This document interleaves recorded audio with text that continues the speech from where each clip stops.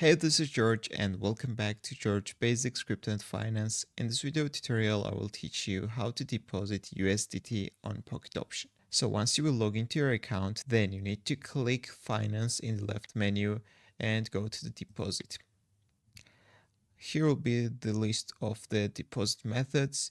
Right here, as you can see, there are different types of USDT. For example, USDT on TRC20 network, USDT on BIP20 network, and others, guys. So you need to choose the USDT which is best for you.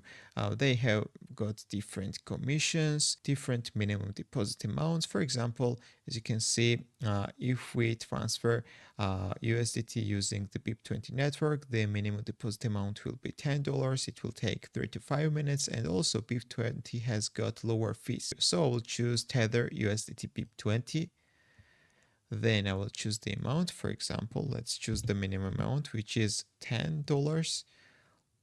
Then we need to click continue and pay.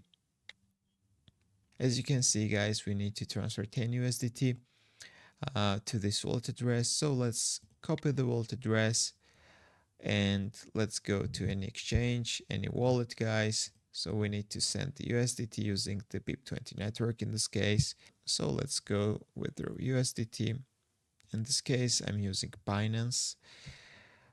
We need to enter the wallet address right here and we need to select the network. It's BIP20, Binance Smart Chain Network. And as you can see, guys, while I am recording this video, the network fee is 0. So I will transfer 10 USDT.